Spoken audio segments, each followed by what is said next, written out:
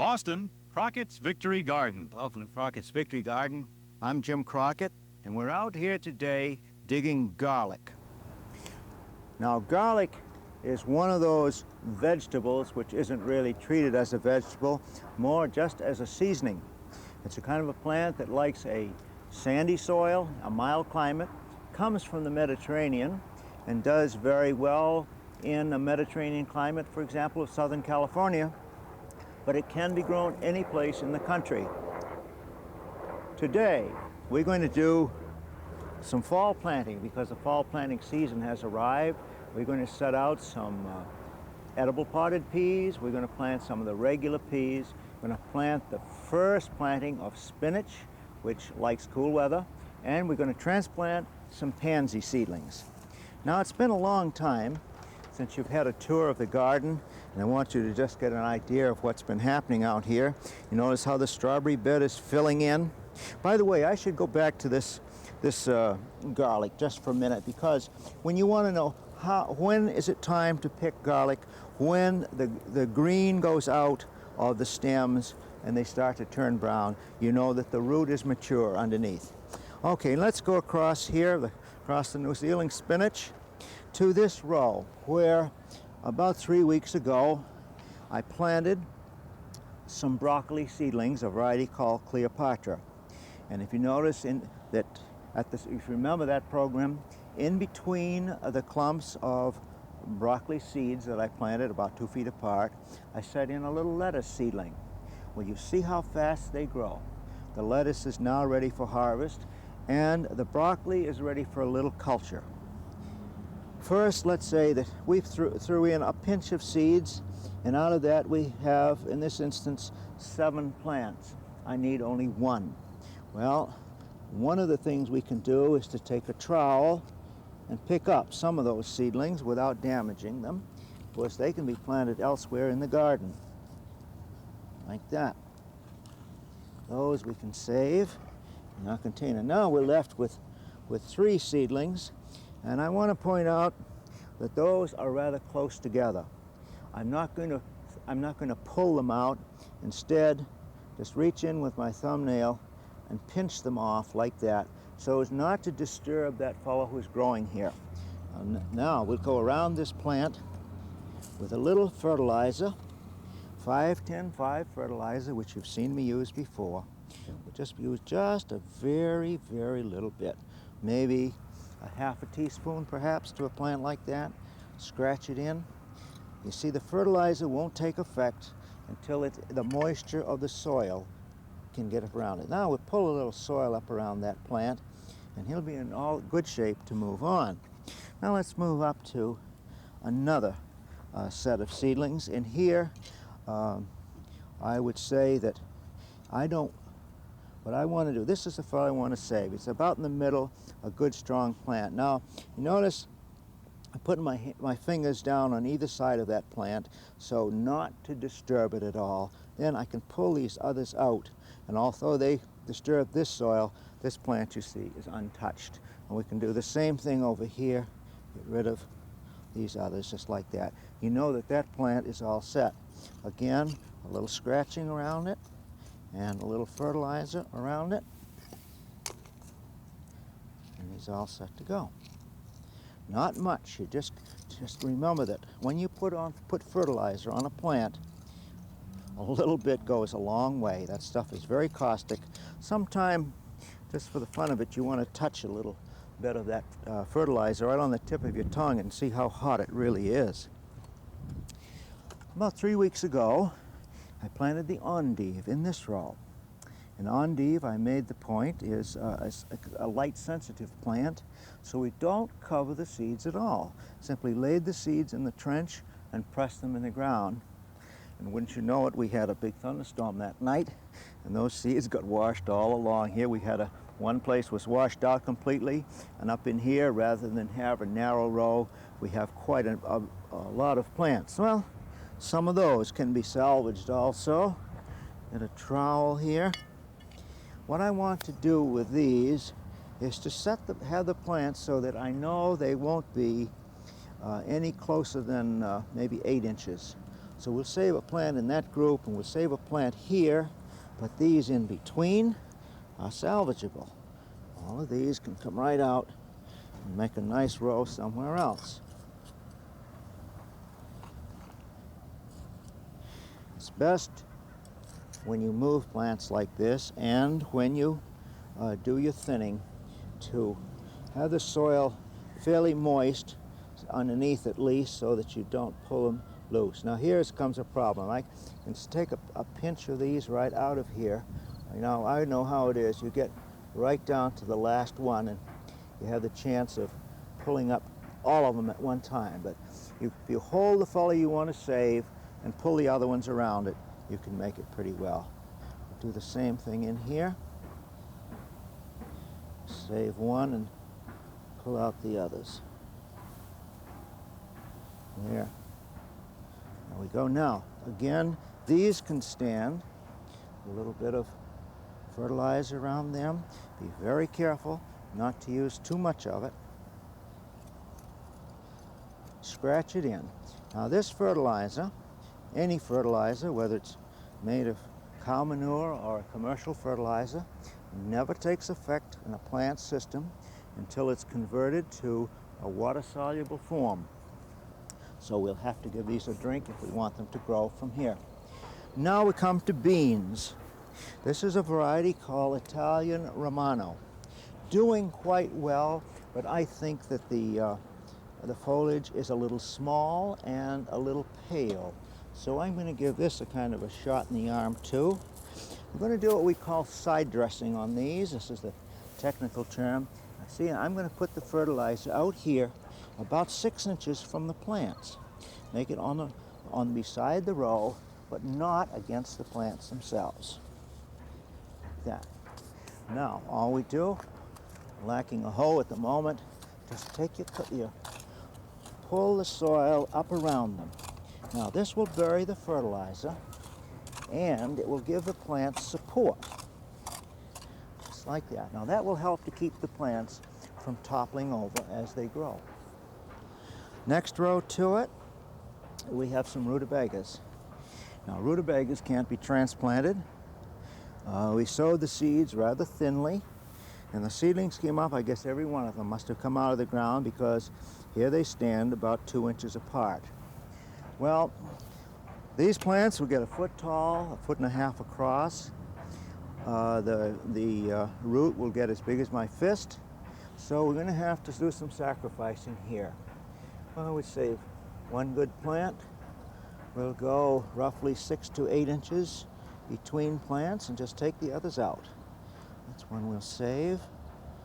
Now we'll save one about there, and some more here. You can see this is what the row looks like. Looks pretty meager at this point. Again, a little 5, 10, 5, not against the plants, but out on the sides. We'll scratch that right in. Now, these plants will grow very, very rapidly now that the competition has been taken away from them. We move on up the row, do the same thing to winter radishes, a vegetable that you might not be familiar with. Doesn't look quite the same as the ordinary summer radish. These may be white or black skinned, very mild flavored. They get as big as a turnip and will grow about as tall.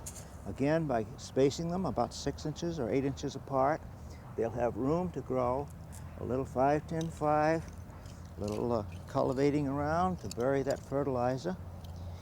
Now we come to the tricky part. All of these cabbage-related plants are very susceptible to root maggots, technically called the cabbage root maggot, but it attacks many, many other kinds of plants. You've seen them on radishes where they come right in and they tunnel right through the radish, and you have something that's filled with little galleries and is not fit to eat. So what I'm going to use in here is a mixture of diazinon and water. I used diazinon when I planted them, and about every 10 days I'm going to come along and wet the soil with diazinon on all of these plants. I not great on using insecticides, but I had to give up growing radishes myself until this material came along. I want to tell you that if you live south of Boston, well, we have our first frost about the 20th of October. If your frost comes along 1st of November or so, any part of the country, it's still time to plant any of these crops, but up here it's too late to plant more beans or these others, but it is not too late to plant regular radishes. You get a nice fall crop with regular radish. Now let's cross the path and we talk about some pansy seedlings. These are the ones which will blossom next year. And about a month ago, on the middle of July, you saw me plant the seeds of these pansies. And this is the way to grow pansies. All you do is sow the seeds in here, not too thickly. We're going to keep these plants growing over winter and then plant them outside. I have a planting board, which I think you would like to try to make.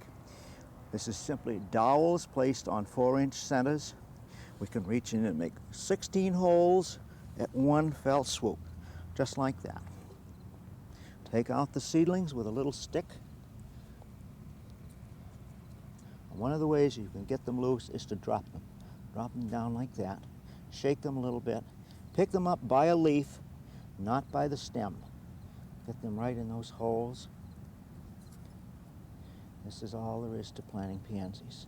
Now these plants will go all winter long. They'll almost touch before each other before the cold weather comes.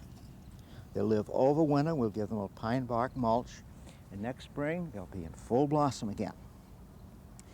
Now, let's go up to that seed bed where I planted some of those delphinium seeds. Remember, about a month ago, we picked some delphinium seeds out in the garden, and I said, the way to get good germination is to plant them immediately. And we did. Now, we planted some of the light-colored delphiniums. These are some of the light ones. We didn't have too many seeds, but here you see the plants coming along here. We planted some dark ones along in here. These seedlings are not quite ready to transplant yet. They have only their seed leaves. Now the seed leaves are the first 2 leaves that come up when the plant germinates. When the center leaf, which is the true leaf, gets as tall as the seed leaves, those seedlings will be ready to transplant. We can put them right out in the open garden, just as we have the pansies. And they'll live through the winter, grow, not only blossom next year, but much better the second year. I said today we're going to plant peas. And it seems strange to plant peas in the fall, but this is a great time because the weather is getting cooler every night. And peas like cool weather. What I'm going to plant in here are peas which will be ready to harvest along in October. And I have 2 varieties I'm planting today. This is an edible potted pea called Oregon sugar pea. This grows about 30 inches tall and is absolutely delectable. That's the kind that you get in a Chinese restaurant. Now, I'm going to go over, you've seen me plant these before, but it's so important that you do it the right way. I'm going to show you. We moisten the seeds just to get them, the skins of them wet. And then I'm going to dust these seeds with a legume inoculant. Now this package of seeds of inoculant is a little black powder. Bacteria is in there, which allows the pea plant to take free nitrogen out of the atmosphere. Pretty tricky thing to do, but this is one of the things which legumes are able to do. Now when it comes to sowing them, I have a flat bottom trench about 6 inches wide, roughly 3 inches deep. Now another trick on planting peas, don't be stingy. If you want to get a good crop of peas, put a lot of peas in the trench. This is all there is to it. It's just that simple. Don't worry about planting them 2 or 3 inches apart or you'll get a meager crop. And if they touch one another now and then, still no great harm. Put enough in here to get a good crop out of them. Pretty easy to do. Next, all we do is cover them over, roughly 1.5 inches deep at this time of year. Something like that. Cover them over. And then you want to pat them down.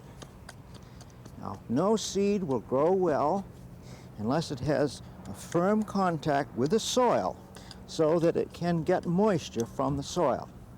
Now, remember I said this variety of pea will grow to be about 30 inches tall. Well, I don't want to have to put a fence or something up for it to grow on, so I have here just some pieces of brush. All we have to do is stick a few pieces of brush along the fence like that when you plant the peas. They'll come up and start climbing right up here, and this is where we'll harvest them. Now, we can finish in here. We plant to cover the rest of this row. This, I should tell you that this is the very section of the garden in which we had already have harvested 5 varieties of sweet corn. And we have another one coming along. But this will be 2 crops out of this same piece of ground this spring or this summer. Now we'll go over here to another variety of pea. This is the ordinary pea that you think of. This one is called Wando. Now, I'm planting Wando because it stands up well in the heat. I'll moisten the seeds a little bit. Shake them around and get rid of the excess water. And we'll dust a little of this powder on. It's a magic powder for peas and beans. This is it. Comes under several names. One called Legume Aid or Nitrosin. You can get this at your garden center or from seed catalogs. One package, which costs 35 or 50 cents, is enough to inoculate 35 pounds of seeds. And I've never had a garden big enough to use 35 pounds of seeds in 1 year. Again, you notice I'm putting these in quite thickly. That's all there is to planting these. Now we'll give them a little covering just as before.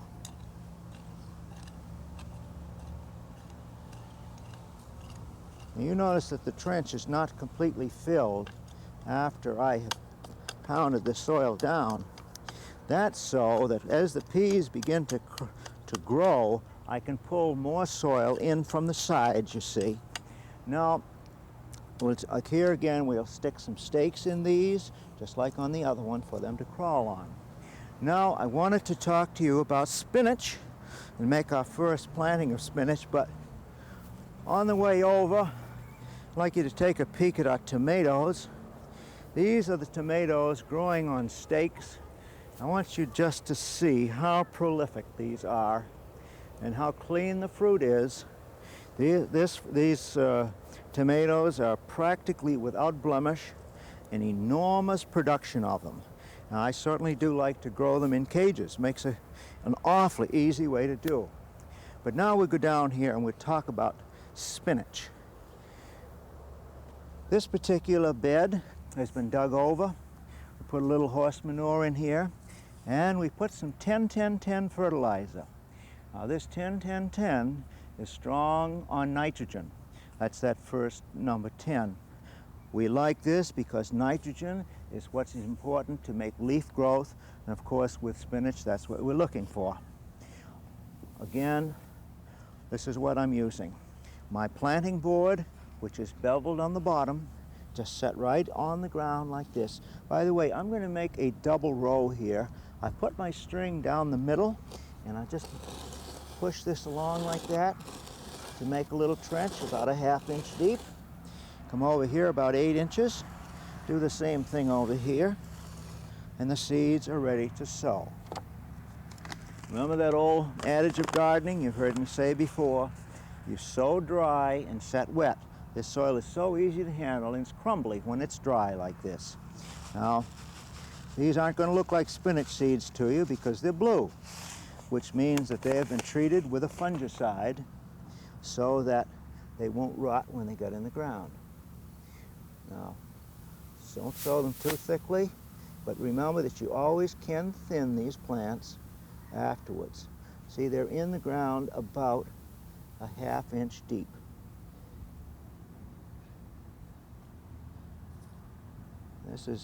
This, by the way, is the variety known as Winter Bloomsdale, an excellent variety that will do well in any part of the country. Winter Bloomsdale. Now we'll cover these up, just pull it together with my fingers and pat them down. That's all there is to that. And of course we'll give these a drink of water. I should tell you one last thing about spinach, how very, very hardy spinach is. It's one of those plants which will actually live through the winter. You can sow the seeds along in the fall, and when the plants come up or if they don't come up, they will be up very, very early the next spring. Well, let's go in the greenhouse now and we'll talk about Cinerarias. Now, the Cinerarias won't blossom till next March or April, but we have them up and growing. In gardening, you always have to plan ahead. One of the plants I want you to see before we work on the Cinerarias is this orchid. This is one I brought in from my home greenhouse. This is an orchid called a Laelia cattleya orchid. It's a hybrid. I bought this little plant 4 or 5 years ago for $3.50. And when people think that orchids are very expensive, they can be. I could have spent $500 for a seedling, but this is mighty pretty just the same. One show quite soon. I'm going to tell you how to grow orchids like this right in your own greenhouse. Now we come to Cinerarias. And I should tell you that this is what our seedlings look like now. These seeds were so fine, you know, that we simply scattered them on the surface of the pot. And here are the little seedlings, which now have developed their first true leaf. You can see the third leaf right in the middle between the larger ones. Now we're ready to what the nurserymen call pricking them off. We're going to move them over into little private compartments in this 6-pack. I took a label and whittled it down to a rather fine point like this, about 1/8 of an inch, so that I can reach down in here now underneath these plants and pry them loose.